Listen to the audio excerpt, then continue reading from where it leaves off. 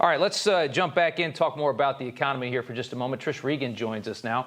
Trish, good to see you. Republicans, according to Joe Biden, are going to destroy the economy if they get back into power. What do you say to that?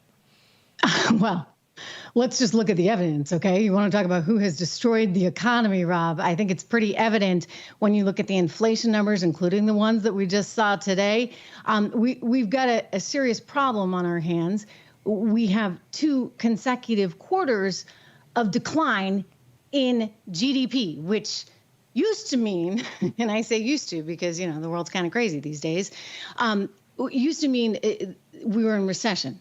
I mean, I've told you before, I believe we are in recession, and no recession is quite the same. I worry that this one is going to get really bad, really fast. And the Federal Reserve, as it tries to curb this inflation, is going to have to do everything it can to suck all this money out of the economy, which is going to be so troublesome for Main Street America. Yeah, it is. I mean, they've already dramatically raised rates up, and they can't seem to get the inflation numbers under control, which I think is really scary. And then, yeah, once this thing hits, the lever to actually get the economy moving again and to pull us out of a recession, you can't really pull that lever if you still have bad inflation. Well, you didn't keep any powder dry, right? You went and just printed money for way too long.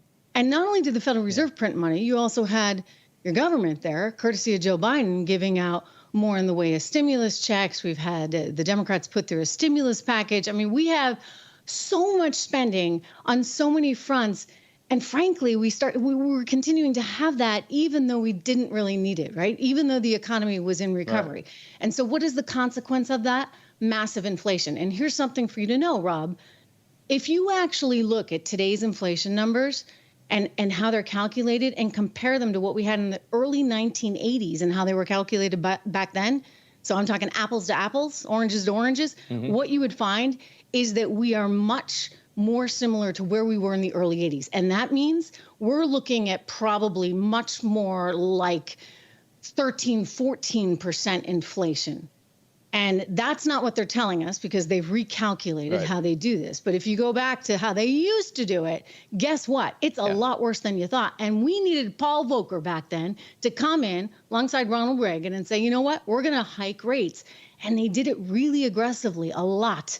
And they're not doing that this time around. I mean, they're just not. And I know everybody's like, okay, you know, this is hard. It's not enough. And we're going to have more inflation and more pain. Hey guys, it's Rob Carson. With inflation at its highest level in 40 years and interest rates skyrocketing, your retirement plans are in danger. Well, our friends at American Hartford Gold can help show you how to protect your savings and retirement accounts by diversifying your portfolio with physical gold and silver. Yeah. If you call them right now, they have a special offer. They will give you a free gold coin on your first qualifying order. So don't wait. Call now. Here's the number. 866-935-4309. That's 866-935-4309 or text Newsmax to 65532. That's Newsmax to 65532.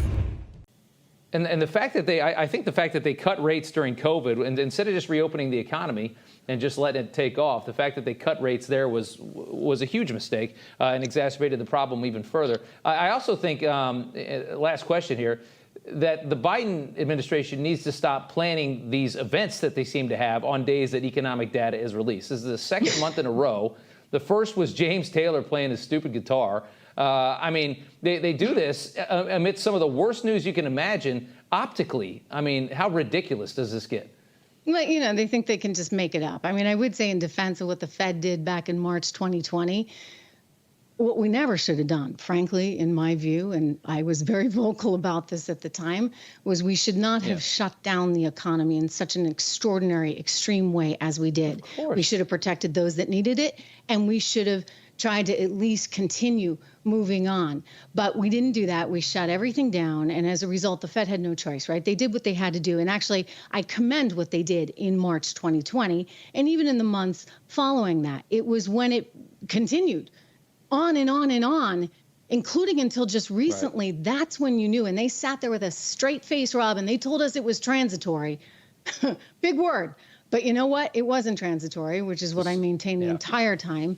And we now have ourselves in a real challenging spot. on many, many levels. will. And you could be looking We at, I'm not kidding, gas prices nationwide of $6 a gallon in the relative near future as a result of this Saudi OPEC cut. And how are we going to handle it? We don't even have an SBR that we can keep filled. No. And we will be paying the price for what they did in 2020 in response to COVID, something that Republicans fought against, something Donald Trump did not want to see happen at all. What they did, in spite of the advice from Republicans, is going to cost us for years to come. We're going to pay a price for that. That's certainly clear. Trish Regan, good to see you. On many Thank levels, you so much. economic, social, you name it. Yeah, exactly. Schools, everything. Yeah, you're right about that. Good to see you, Trish. Thank you. Great to see you, Rob.